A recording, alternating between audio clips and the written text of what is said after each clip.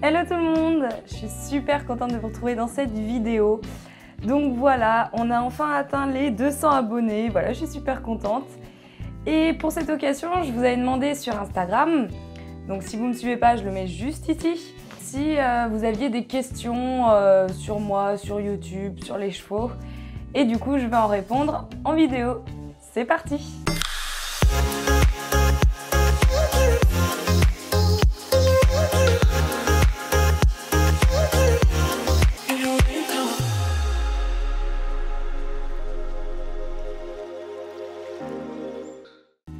Alors, pour la première question, comment ça t'est venu de te reconvertir dans le western? Alors, parce que tout simplement, quand j'ai commencé l'équitation, parce que pour ceux qui ne le savent pas, j'ai fait de l'équitation classique avant, et je ne sais pas si j'étais tombée dans des mauvais clubs ou si c'est vraiment le classique qui ne me convenait pas. Mais clairement, je ne supportais pas en fait comment on me disait de tenir mon cheval, de lui tirer dans la bouche. Enfin, c'était pas une monte qui me plaisait, et tout simplement, voilà en fait. Et du coup, le western, quand j'ai vu que c'était beaucoup plus respectueux, forcément, je me suis dirigée vers une équitation qui me correspond le plus. Alors, deuxième question. Donc là, il y a eu plusieurs personnes qui m'ont demandé, je ne sais pas pourquoi ça vous intéresse autant, mais tu fais quoi comme métier?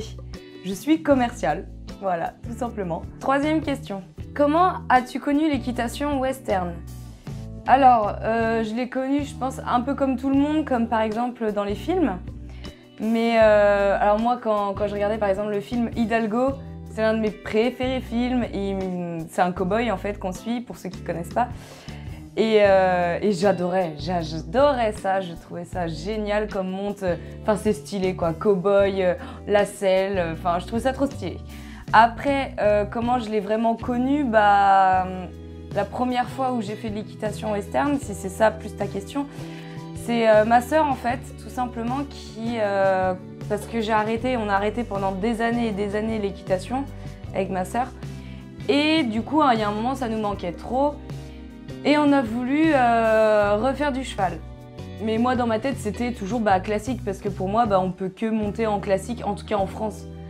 Et ma sœur a dit, non mais Alexis, est-ce que ça te dirait pas de monter en western? Je dis, mais genre, on peut en France monter en western. Moi, je pensais que ça se faisait qu'aux États-Unis. Et ma sœur, elle fait, attends, on va chercher, j'en suis sûre, il y a des ranchs et tout, même en France. Je fais, ouais, mais attends, j'en suis sûre, ça va être hyper loin de chez nous. Et du coup, voilà, après, elle a cherché sur Internet. Et on a trouvé un ranch qui était pas loin, chez Tiffany, où Cali était avant d'ailleurs. On a connu le western comme ça, et clairement, je ne pourrais jamais revenir en classique. Quatrième question. Les projets à venir avec les chevaux. Moi, alors je vais commencer par ma sœur, parce que ma sœur, tout simplement, avec Cali, je pense pas qu'elle ait d'objectif. Elle a juste envie de s'éclater avec sa jument, et voilà quoi, de profiter. Après, elle n'a pas des objectifs. Tiens, il faut absolument que je fasse ça, j'aimerais bien faire ça cette année. Alors que moi, j'ai plus d'objectifs, je pense, avec mon cheval. Moi déjà, je veux lui faire découvrir absolument le barrel. Je sais pas du tout si ça va lui plaire, je l'ai déjà désensibilisé, parce que mon cheval c'est un vrai trouillard, hein, pour ceux qui ne savaient pas. Je l'ai désensibilisé déjà au tonneau, donc ça va, maintenant il a plus peur. Et du coup, là, on peut pas en confinement, mais sinon j'aimerais bien essayer de faire du barrel. Alors ce qui est dommage, c'est que moi j'ai une carrière mais en herbe, et c'est pas le top pour faire du barrel, j'avoue.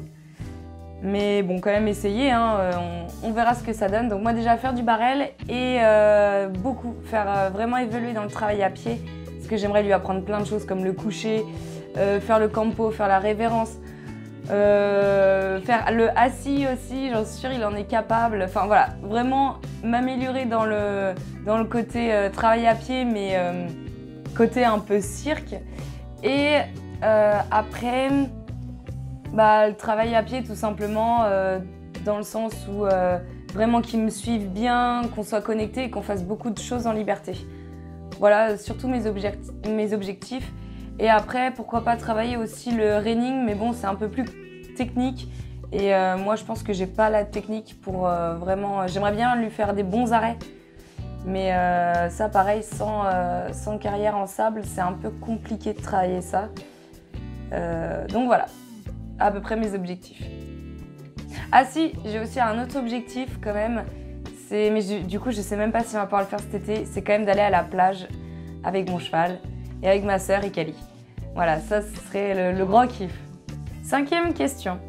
Qui est le plus câlin entre Altaï et Kali? Sans hésiter, c'est Altaï. Altaï, c'est un gros pot de colle. Il adore les câlins, il adore les bisous. Alors que Kali, elle est beaucoup moins câline quand même qu'Altaï.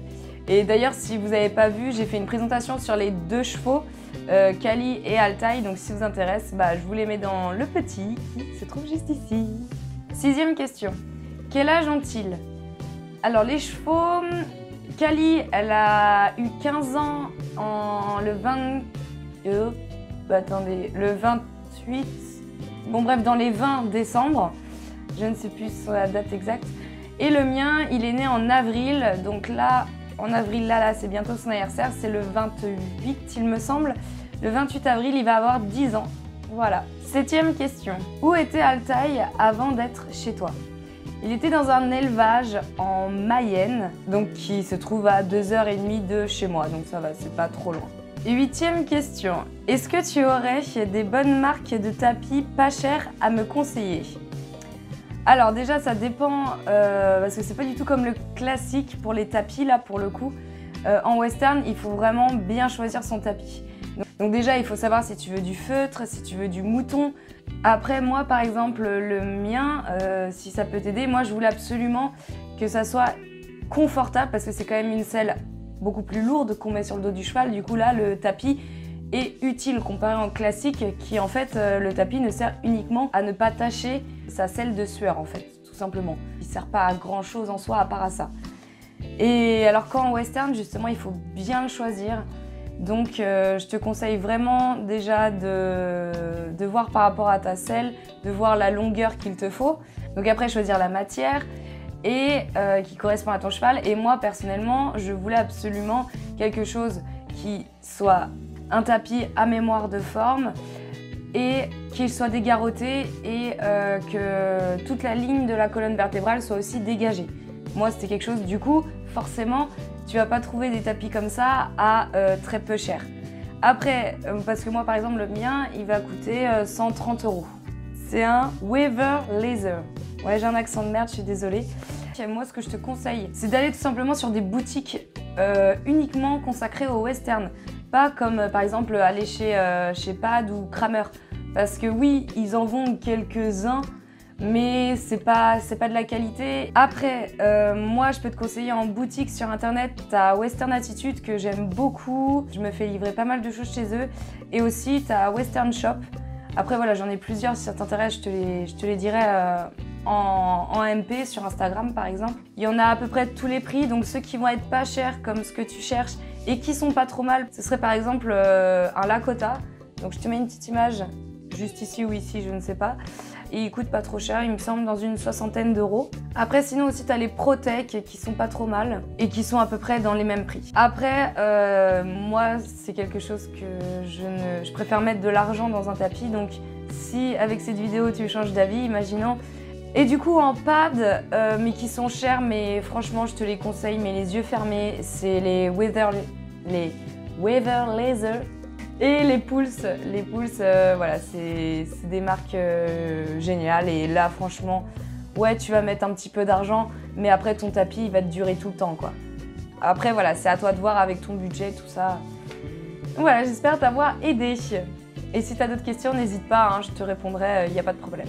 Une dernière question qui est, est-ce que tu en vendrais pas? Alors oui, ma sœur, elle en a un qu'elle vend, donc c'est un Pulse en feutre, et là franchement c'est une bonne affaire parce qu'à la base le tapis que je vais te mettre là en image, donc c'est celui-là qu'on vend, et à la base il coûte 110 €. Ma sœur l'a acheté 70 € parce que c'était une connaissance, elle l'a acheté neuf à 70 €, et du coup là elle le vend 50 € et elle l'a mis peut-être une dizaine de fois, même pas. Donc si tu es intéressé, n'hésite. Bon, j'espère que cette petite FAQ vous a plu. Si vous avez toujours des questions, n'hésitez pas à les mettre en commentaire, hein, j'y répondrai. Ou alors, si vous voulez que j'en fasse une deuxième et s'il y a énormément de questions, je ferai une deuxième FAQ à la limite. Mais sinon, voilà, n'hésitez pas. Et sur ce, je vous fais plein de bisous.